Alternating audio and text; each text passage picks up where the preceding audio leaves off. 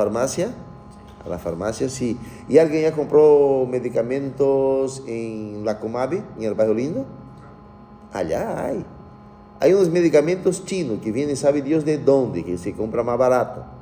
No sé si tiene buena conservación, si funciona o si no funciona, pero digamos que usted tenga un paciente y le diga, ¿sabe qué? Anda aquí, porque aquí es más barato los medicamentos. Ellos traen todos los medicamentos de Comabe. A veces son chilenos y son solamente harinas. Entonces, ao dar um fármaco a um paciente, sabendo que é de procedência dudosa, pode ser que esse fármaco não lhe haga o efeito adequado. ¿Me entenderam? E que ele vai fazer ao paciente? Produzir daño. Então, ao administrar um medicamento, cuidado com efeitos colaterais. Os antiinfecciosos são hechos para matar vírus, bactéria, hongo e parásito, pero são fármacos que têm muitos efeitos colaterais. Si le doy por más tiempo, me produce esto. Si le doy de forma inadecuada, me produce esto. Los efectos colaterales de los fármacos antimicrobianos son fundamentales en esta asignatura. Tóxicos. Ahora vamos conocer lo que es dosis tóxica, dosis letal.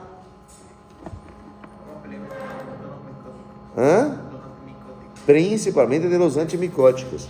Interacciones farmacológicas. Lo que decía Locke, a veces le doy un fármaco junto con otra cosa y le vai produzir um efeito tóxico ou não vai absorver adequadamente. Quero que tenham cuidado quando estejam produzindo su valdemeco com os fármacos que devem ser ingeridos e necessitam del ácido ou não necessitam del ácido para tomar. E eu estou avisando desde agora. É comum que vocês vejam de forma errônea que alguns profissionais utilizam omeprazol. Sabem o que é omeprazol? Medicamento que são para gastrites, para proteger o estômago. O que faz esse medicamento, vamos estudar em fármaco 2, é que ele neutraliza ou diminui o efeito do ácido clorídrico, assim com que o ácido do estômago seja mais baixo, entenderam? Você não tenha tanto poder de corroer as coisas, entenderam? Sim? Para que o ácido estomacal pueda funcionar adequadamente, ele tem um pH. Quanto menor seja esse pH, mais ácido vai ser.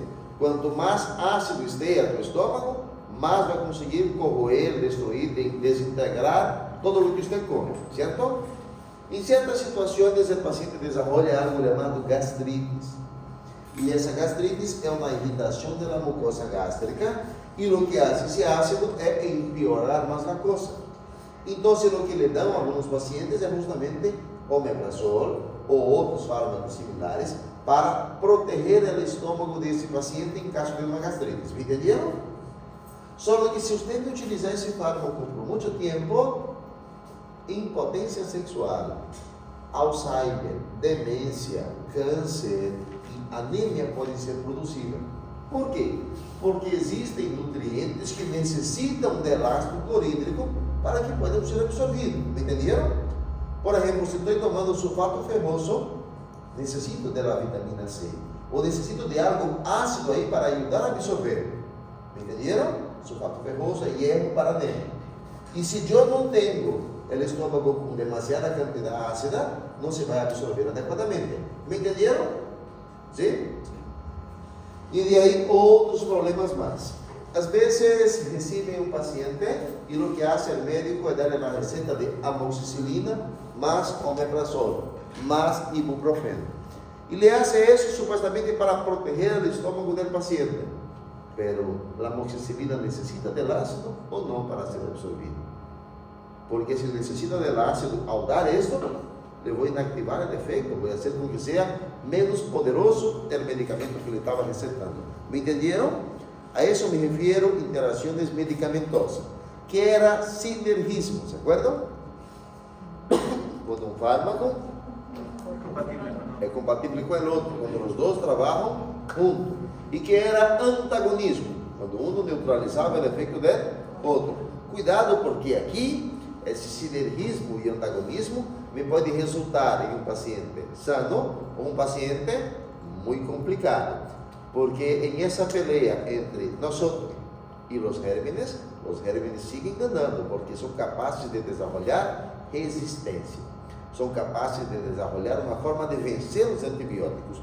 E cada dia tentamos sacar novos antibióticos, mas parece que a gente não ajuda.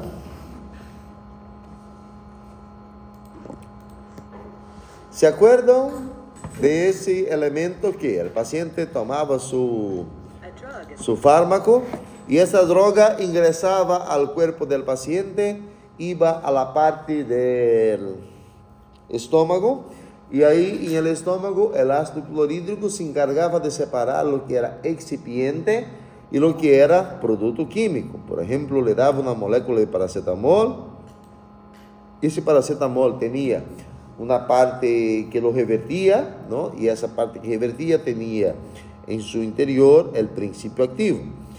Al dar un fármaco, ese fármaco pasaba, el principio activo, a la parte entérica, iba al intestino del paciente y aquí en el intestino era enviado para el hígado para que pueda ser metabolizado.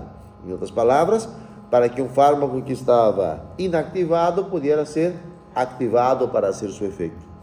Esse medicamento era distribuído por el cuerpo e ao ser distribuído por el cuerpo iba a encontrar seus receptores específicos e iba a ser sua função. Ao ser utilizado, quando já não era mais necessário, esse fármaco ia ser eliminado por el riñón, por las heces, por el sudor, respiração, leite e etc. E esse processo que se chamava? Absorção, distribuição, metabolismo e eliminação. Fármaco quê? Cinética ou dinâmica? Cinética. El paso temporal del fármaco en el organismo. ¿Ya? Farmacocinética está compuesta por distribución, absorción, distribución, metabolismo y eliminación. Y cuando le usaba esos fármacos por vía oral, sí o sí era obligatorio pasar por el hígado para hacer la activación, el metabolismo del primer paso. Pero se le dava um fármaco por intramuscular, endovenoso, sublingual, via retal, etc., necessitava ser ativado em el hígado? Não. Por isso, o fármaco hacía efeito mais rápido. Doutor, estou tentando revisar toda a farmacologia 1, por isso estou um pouquinho rápido, ¿ya? Pero se tenha dúvidas, me avisem. Essa creio que foi a parte que vocês já não aguentavam mais quando falava de los receptores al final do semestre passado. Fármacos ionotrópicos, metabotrópicos, ligandinas e fármacos com receptores, os tipos de receptores que há. Em resumo, le dava um fármaco e esse fármaco se encontrava com seu receptor e generava uma resposta em el cuerpo del paciente, certo? Agora vamos conhecer medicamentos que têm seus receptores específicos, pero não vão fazer nada em el paciente. Entenderam? Não?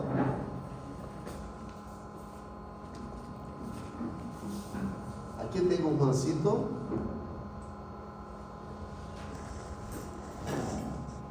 Que está super feliz que volvió de vacaciones. E o Juancito está com uma infecção bacteriana. Ao dar um medicamento ao Juancito, o fármaco não vai, por exemplo, a um antibiótico, o antibiótico não vai fazer efeito em Juancito. De quem vai ser efeito? Em la bactéria. Ou seja, vai produzir a melhora de Juancito, me entenderam? Pero seu sítio de ação é em la bactéria. Me entenderam?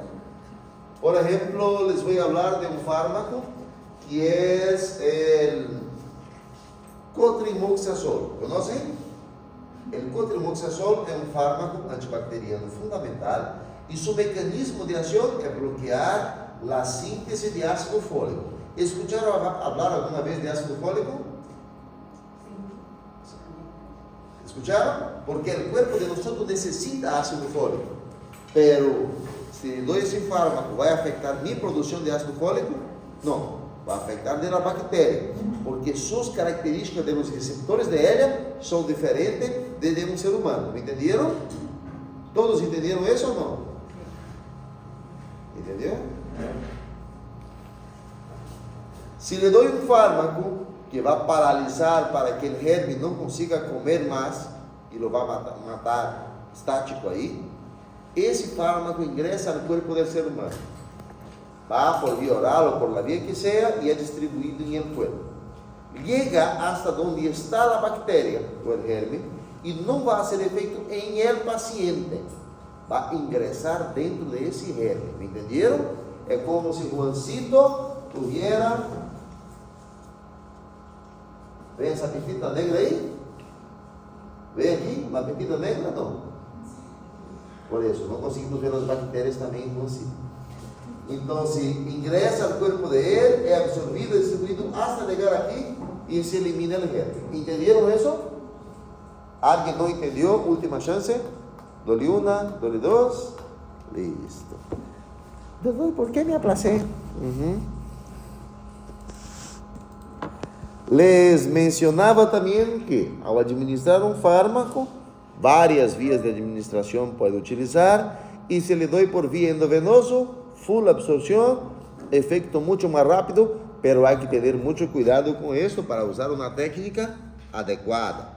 Si le doy por vía oral, tengo dos, una que es por deglución, que se llama empírica, y otra que es por vía sublingual, mucho más rápido. Se le pincho en el bumbum, en la piernita o en cualquier parte que vaya a entrar en contacto con los músculos, también son rápida absorción. ¿Eso consigue entender bien, no? ¿Todos entienden eso? Esa fotita acá. Administra un fármaco por vía endovenoso, su efecto es más rápido, pero dura menos. Le doy por intramuscular, es algo intermedio.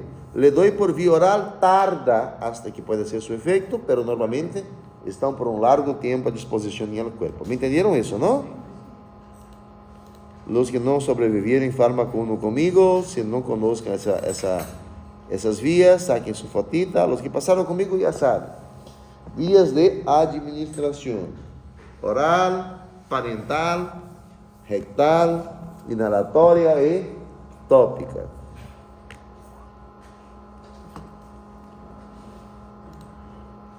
¿Cómo eliminan? ¿Cuál es la principal vía de eliminación?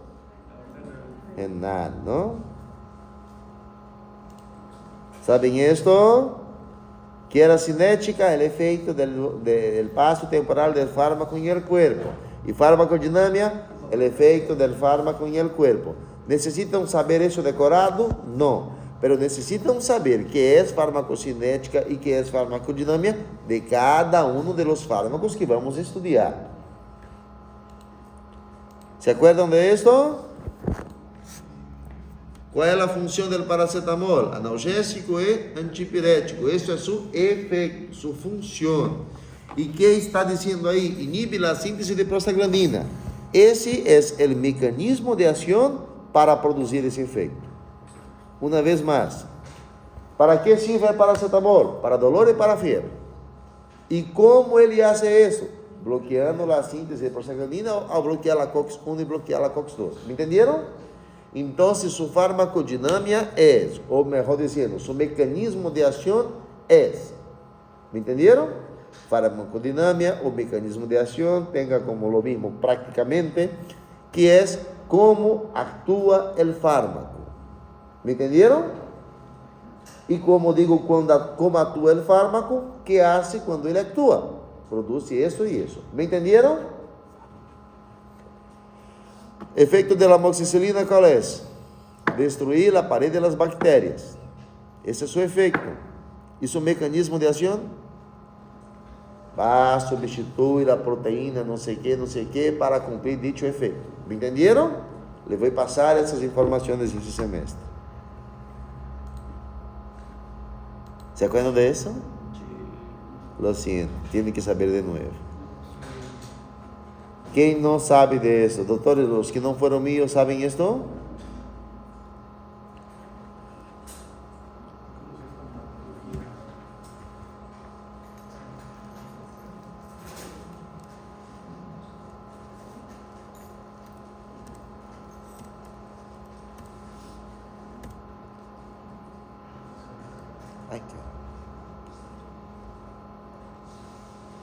¿Un voluntario o una voluntaria? ¿Dónde están los valientes, corajosos? Un voluntario o una voluntaria. Un voluntario o una voluntaria. Si no hay voluntario, lo voy a Dulce y Ricardo, uno y uno.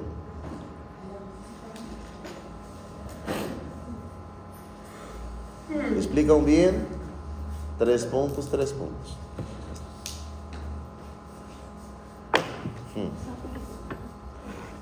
Explique ahí. Cuando en nuestro tejido hay daño tisular, que es que, empieza a morir la célula. A nivel de la célula hay un doble líquido de membrana. Se rompe, que es el fosfolípido de membrana, y suelta lo que es una enzima llamada la fosfolipasa. La fosfolipasa se va a unir con el calcio y va a formar la enzima fosfolipasa 2. Esta fosfolipasa 2 es la que va a originar la cascada o la cascada del ácido araquidónico. Bueno, siguiendo, el ácido araquidónico va a producir lo que es la COX-1, COX-2, la lipoxigenasa y los tromboxanos A2. Primero, la COX-1 son las prostaglandinas protectoras que actúan